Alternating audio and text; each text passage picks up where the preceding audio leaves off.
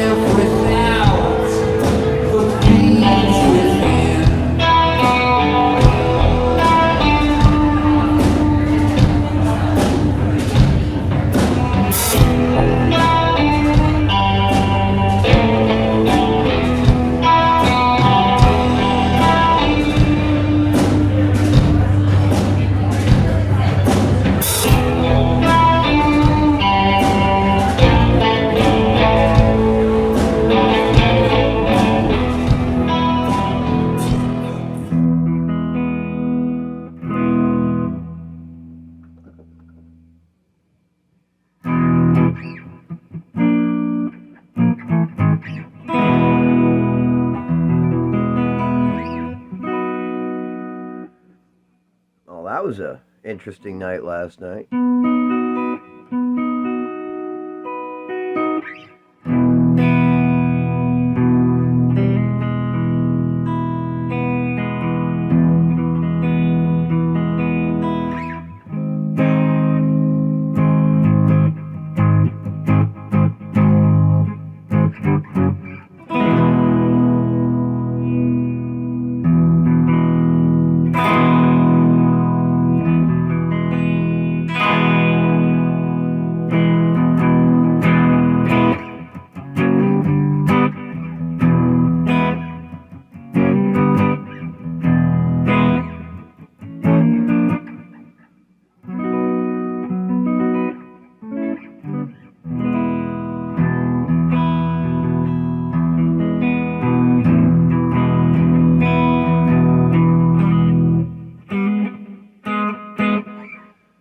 I'm tired. It was a great night. Thank all the people that came out. I was very, very relieved to see the fair amount of people there.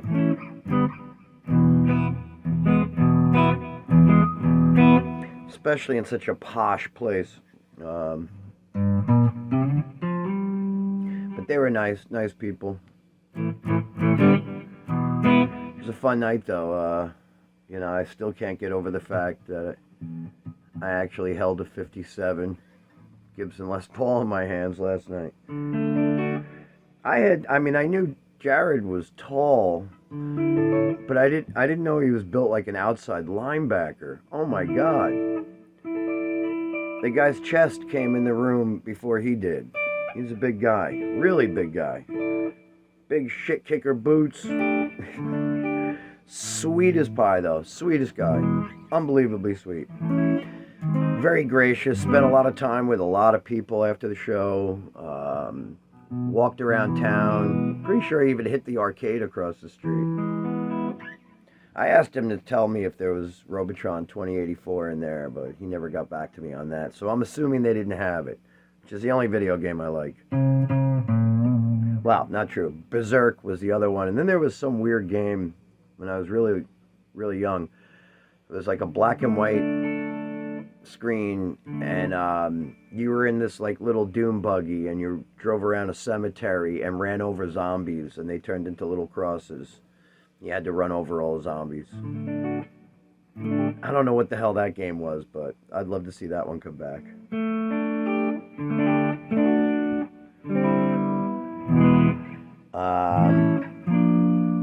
So yeah, last night was a total trip. What a nice guy. He came into the venue, you know, and I was like, "Hey, I'm Steve. I'm opening up for you guys tonight." And we were talking for a second. The first thing I asked was, "Did you bring the 54?" And he goes, "Nah." He's like, "You know, I can't bring them all." He's like, "But I did just get a 57, and I brought that." And then he opened up the case and showed it to us. And, you know, it's all worn, way worn on this hip. So I touched it. And I was hoping to absorb some of its magic mojo. I don't think it worked. But, yeah, so anyway, at the end of the night, we were all kind of hanging around. And the first opener, a solo acoustic electric guy, he let him check out the guitar. So that guy was sitting there playing it for a couple of minutes, and I'm sitting there and I'm like, can I hold that? So he just handed it to me. I held it. I sat down. I horribly played it. I insulted the guitar world all at once.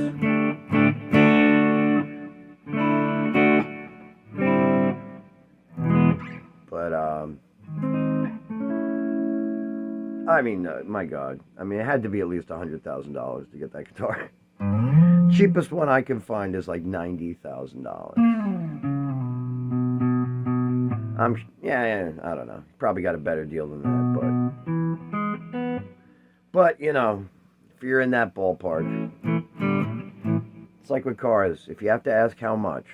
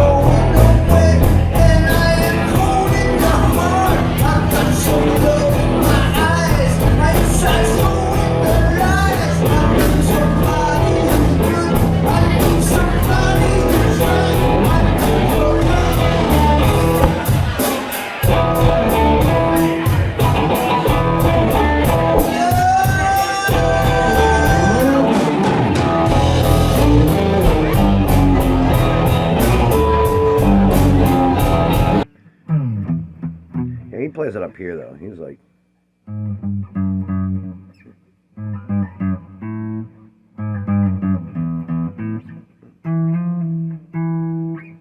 yeah, maybe it's there.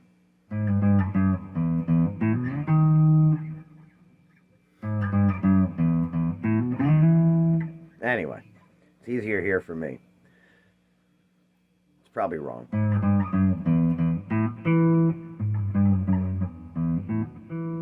Yeah, anyway. It was good to play drums in front of people. I don't get to do that a lot. And And once I got over the anxiety of all that, I got to really settle into a groove. And I've really enjoyed playing that song, Beast Within. Weird seeing me play, more mellower stuff than pounding away like I used to.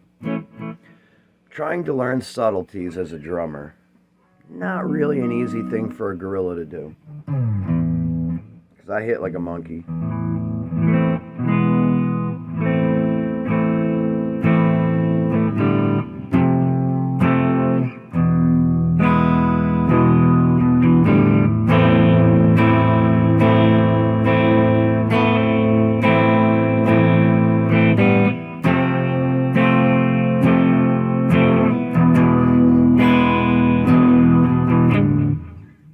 Anyway, so, hearing that guitar was just insane.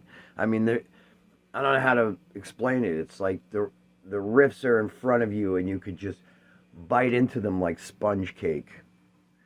It was insane to hear that guitar. And he was playing so many cool covers at the end of the night. He just started running through these medleys of just ripping all your most amazing guitar-based riffs. But then, I gotta hand it to them. They went into Mississippi Queen, which was just like, Leslie, rest in peace.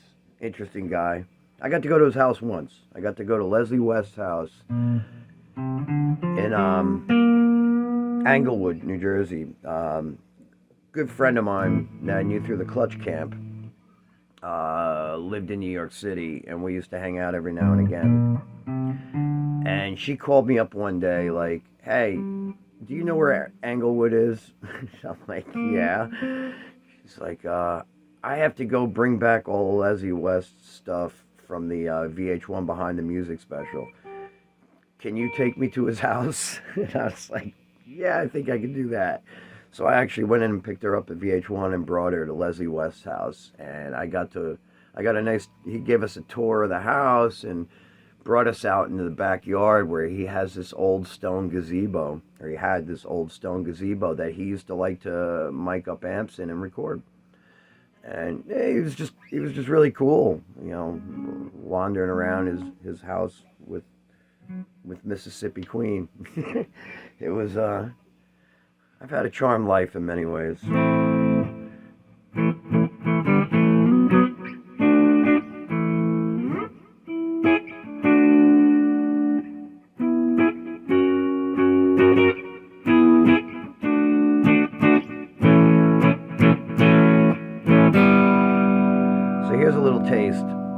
Jared and what we saw last night. It won't sound good because it's from my shitty little camera sitting on top of a wine cooler. So, yep, have a good day.